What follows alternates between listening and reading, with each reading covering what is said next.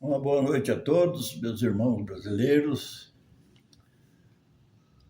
Vamos meditar um pouco sobre a nossa economia brasileira. Como que está a nossa vida diante dessa situação calamitosa? Veja lá, a nossa economia brasileira é sustentada por três classes trabalhadoras. São três pilares que sustentam toda a economia brasileira, porque os outros trabalhadores não geram riqueza, não geram riqueza para o Brasil. Agora, as três classes que geram empresa para o Brasil são... As três classes que sustentam a economia brasileira são a agricultura, indústria e comércio. E o transporte, que também é grande, mas é ligado ao comércio.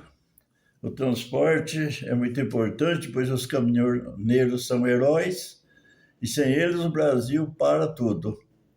Mas eles fazem as ligações entre os setores produtivo e o comércio. Estes três pilares, três classes básicas que empregam a maioria dos trabalhadores assalariados do Brasil. São a agricultura, a indústria e comércio, e o transporte. Vamos ver um pouco da nossa história, como começou no tempo do Brasil colônia. Vamos ver um pouquinho da história antiga. O pré-descobrimento do Brasil foi de 1500 até 1530. Esse tempo foi o pré-descobrimento do Brasil, até 1530. Brasil colônia de Portugal foi de 1530 a 1822. Esse foi o Brasil Império. O Brasil Império foi de 1822 a 1889. República foi de 1889 até os dias atuais. O Brasil Império teve 2 reinados. O primeiro reinado no Brasil ocorreu entre 1822 a 1831. Foi 9 anos.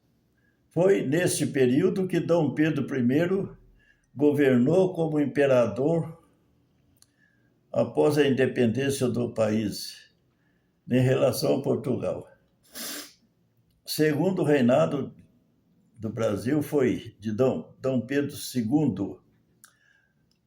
O Brasil República, a proclamação da República do Brasil ocorreu em 15 de novembro de 1889, marcando o fim da monarquia e o início do regime republicano no país. Marechal Deodoro da Fonseca liderou um movimento militar que depois o imperador Dom Pedro II instaurou a República. Quem declarou a independência do Brasil em 7 de setembro de 1822 foi Dom Pedro I. Em 7 de setembro deste ano, o Brasil comemora 203 anos de sua independência. Infelizmente, o Brasil perdeu muito tempo, só começou a crescer mesmo de verdade foi depois do término da Segunda Guerra Mundial. No ano de 1945, terminou a Segunda Guerra Mundial. Até esse tempo, o Brasil não produzia nada. O Brasil não tinha indústria, não tinha produção nenhuma. É tanto que, quando eu comecei a trabalhar, com 10 anos de idade, eu trabalhava com enxada importada da Inglaterra. O Brasil não era capaz de produzir nem uma enxada. O Brasil não produzia nem uma enxada naquele tempo. As enxadas que eu trabalhava, quando comecei a trabalhar com 10 anos de idade, era marca Duas Caras, importado da Inglaterra. O Brasil começou a crescer com o governo Getúlio Vargas. Depois veio a Segunda Guerra Mundial, 1939 a 45, que paralisou tudo novamente. E depois do término da Segunda Guerra Mundial, possivelmente do governo Juscelino Kubitschek, conhecido como Juscelino, foi um período da história brasileira que durou de 1956 a 1961. Um período curto. Seu governo foi marcado pelo famoso Plano de Meta, que tinha como lema 50 anos em 5, crescer 50 anos em 5 anos, com o objetivo de acelerar o desenvolvimento do país. De lá para cá, o Brasil deslanchou, pois tudo o que o Brasil tem hoje foi construído depois do governo Vargas, de 1930. Depois do governo Vargas que começou a crescer o Brasil. Daí veio a Segunda Guerra, paralisou um tanto. Depois da Segunda Guerra, daí o Juscelino, no governo Juscelino, foi o tempo que o Brasil cresceu bastante, construiu Brasília e tanta coisa, rodovia, ferrovia, rodovia asfaltada.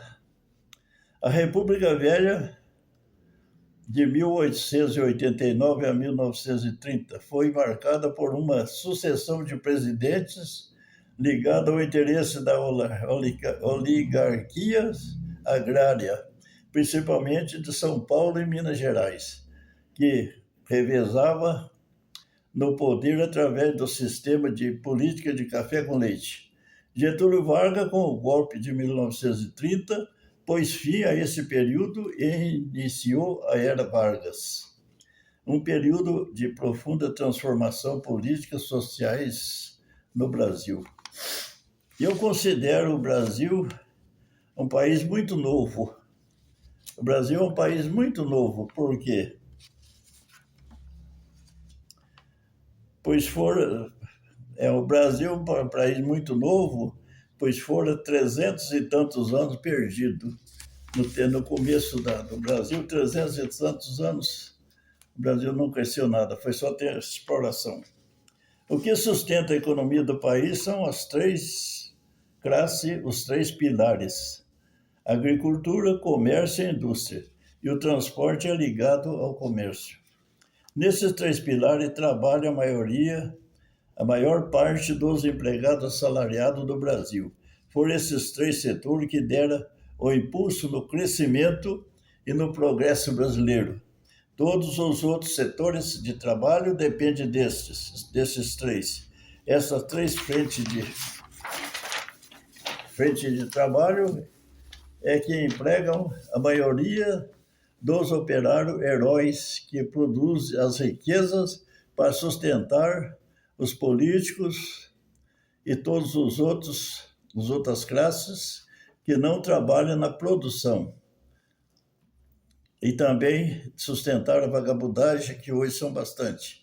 Essas três classes de operário que foram os responsáveis pelo desenvolvimento do Brasil nesses últimos 95 anos. Nesses últimos 95 anos, começando no ano de 1930 com o governo Getúlio Vargas. Até a década de 40, o Brasil não tinha nada, porque era um país saído recentemente da exploração de Portugal, e todas as pessoas trabalhadoras que nasceram no século XX são os que foram responsáveis pelo crescimento e sucesso desta economia brasileira contemporânea. Eu nasci no dia 20 de abril de 1935. Hoje tenho 90 anos, mais um pouco. Tive a felicidade de participar com o meu humilde trabalho na agricultura e comércio desta nação brasileira. Comecei trabalhando na agricultura junto com meu pai nos anos 40. Naquele tempo, o Brasil não fabricava nenhuma enxada, pois as primeiras enxadas que eu trabalhei eram importadas da Inglaterra. Se os brasileiros não eram capazes de fabricarem nem as pequenas ferramentas de trabalho na agricultura, é porque ele era muito pequeno em tudo. O Brasil não tinha nada, até os anos 40. Depois que a agricultura produziu alimentação, é que surgiu a indústria e comércio. Depois daquela agricultura pacata, da época dos anos 40 e 50, que nós plantávamos somente milho, feijão e fumo, e nos anos 60 e 70 começamos a desenvolver com pequenas pecuárias e plantações de batatas. E eu posso dizer isso porque, com minha significância, trabalhei e colaborei no crescimento da agricultura, pecuária e comércio no Brasil. Eu trabalhei no começo da agricultura, depois um pouco de pequena pecuária e depois comércio. Também participei do comércio. Nós começamos lá no ano de 50 e pouco, arrancando o toco com enxadão para limpar a terra para o plantio de batatas, em pequenas áreas.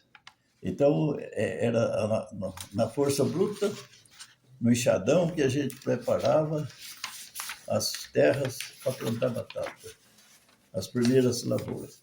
Depois arávamos com os bois e picava as terras com enxada e pulverizava com pequeno pulverizador manual.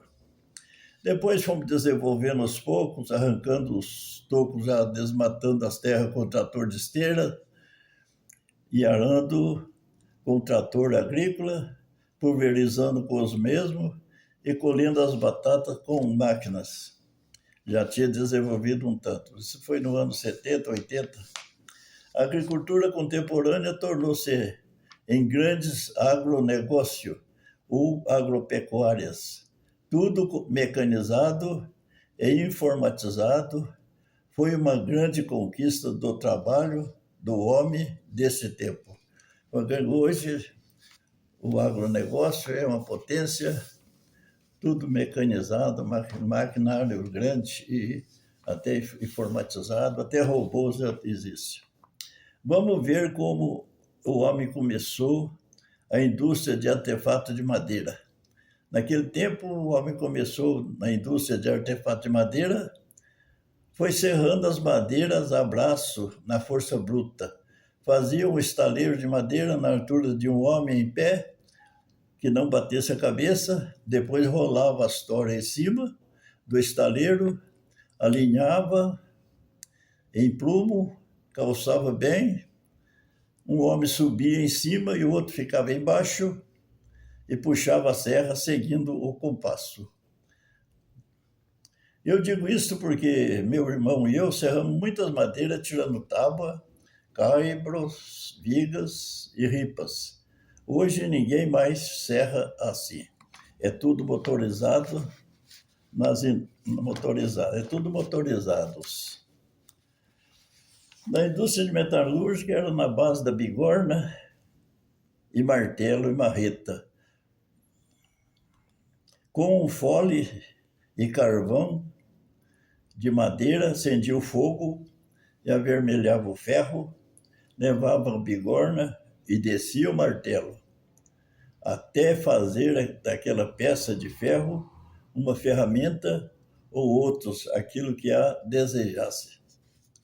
No final do século XIX, estava começando a construir carros motorizados e na Europa, possivelmente na França, Alberto Santos Dumont, mineiro, foi à França e comprou um carro motorizado, dos primeiros que estava sendo fabricado e lançado, e trouxe para o Brasil, sendo o primeiro carro motorizado a chegar no território brasileiro. Sendo o primeiro carro motorizado a chegar no território brasileiro no ano de 1891, trazido de Paris,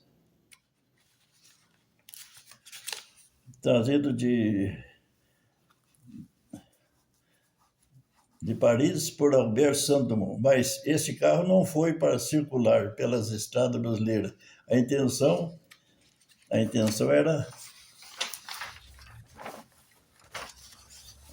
dele era outra. usaram o motor desse carro para fazer dele um avião. E fez um avião com o nome de 14 bis.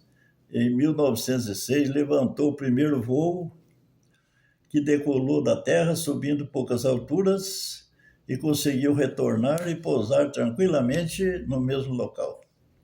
Pois até o começo do século XX, ninguém no mundo ainda havia inventado o avião. Era só alguns balões na França. Portanto, este mineiro é considerado até os dias de hoje o pai da aviação. Veja quanto progresso em tão curto tempo. E assim por diante. Hoje as indústrias são fabulosas, tudo mecanizado, informatizado, até por último robotizadas, com inteligência artificial e tudo mais. Todo esse progresso foi do trabalho do homem do meu tempo. Trabalho dos homens do meu tempo. Pois quando eu era ainda menor, de 10 anos, energia elétrica e rádio era só nas cidades mais importantes. Televisão, internet, robôs, inteligência artificial, nem pensava. Nem pensava.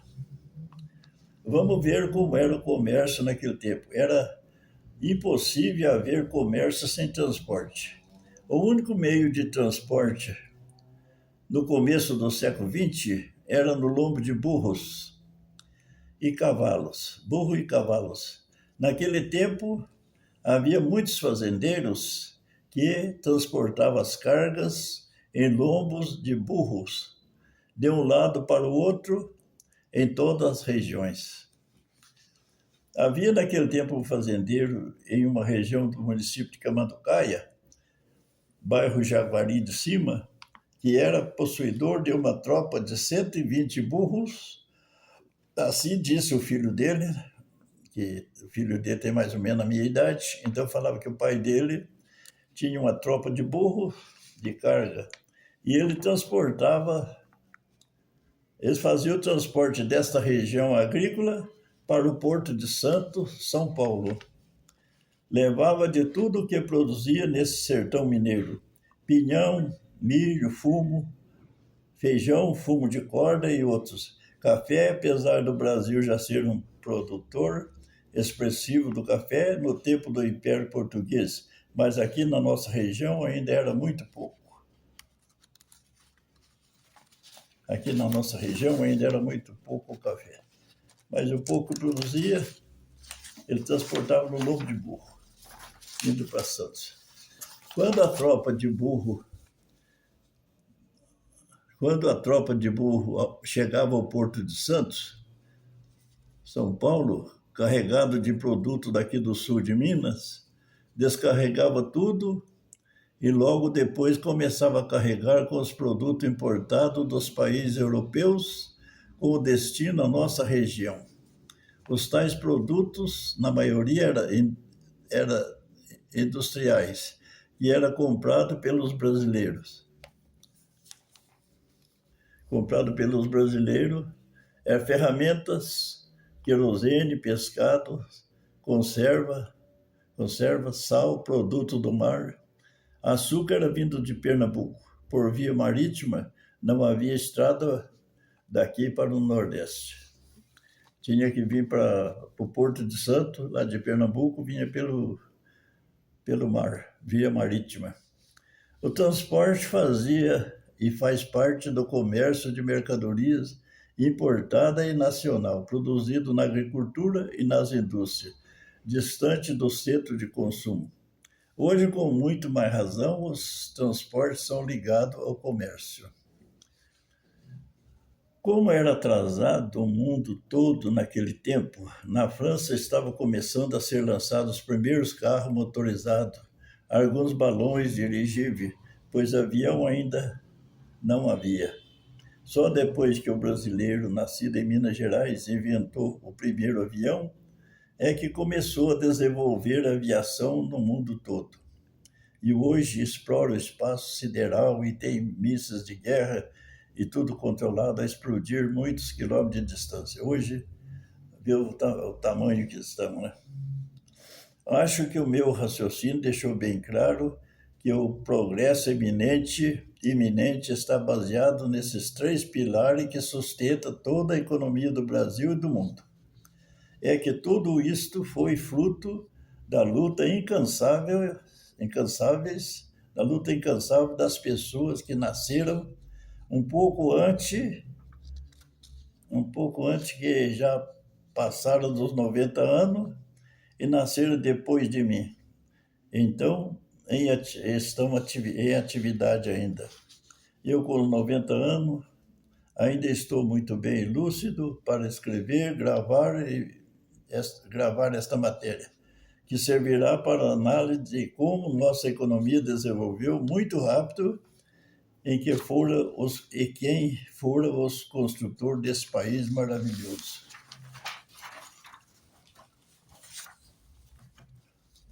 O que me deixa triste é ver que nós, os operários de todas as classes e caminhoneiros que sustentam o comércio em geral, não somos valorizados como deveria ser.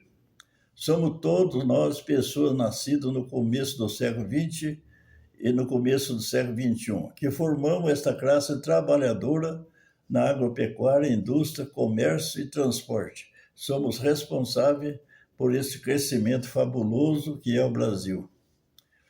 Somos nós os únicos que produzimos riquezas e com os nossos salários estamos sujeitos a sustentar todas as classes políticas, civis, militares, religiosas e mendigais. A medicina deveria ser totalmente paga pelo governo. Os planos de saúde levam 80% do nosso salário mínimo e os laboratórios, medicamento, educação, despesas de família. A classe trabalhadora e aposentada estão sujeitos a passar necessidade. A maioria dos operários da agropecuária, comércio e indústria aposentado recebe o salário mínimo. Aposentado como eu sou, recebe o salário mínimo, que não dá para custear uma família de 3 pessoas. Enquanto isso, os moradores de rua que não fizeram nada na vida, têm o auxílio de vagabundagem de R$ 600 e mais direito a salário família, auxílio doença e ainda pede esmola nas portas das casas. E nós, depois de ter sacrificado nossa saúde para colaborar com o progresso do Brasil, recebemos um salário mínimo de aposentadoria e ainda temos que dar esmola a quem nada produziu. Fica aqui o meu desabafo, que Deus venha logo fazer justiça nesse país. Assim é a triste vida do brasileiro. Hoje eu tenho pena porque eu sou aposentado com salário mínimo e tenho uma rendinha de aluguel que ajuda. Dá para mim viver mais ou menos. Mas a pessoa que recebe só um salário mínimo hoje, vamos supor que seja 2 aposentados em casa. Se tiver lá uns 2, 3 filhos, olha, não dá. Não dá, tem que passar necessidade. Viu? Às vezes paga aluguel. Agora, e o que gasta na saúde, que deveria ser tudo por conta do governo? Não. É triste a situação do brasileiro e vai piorar. Né? E a tendência, no momento é piorar mais ainda. Até que venha depois as tribulações, que nós não sabemos como vai ser, mas depois das tribulações ficará muito pouca gente e como vai ser, não sabemos. Estamos aqui para aguardar o que Deus quer de nós. Uma boa noite a todos. Fique com Deus. Não perca a fé. Reze todo dia e tenha esperança de dias melhores. Amém. Em nome do Pai, do Filho e do Espírito Santo. Amém.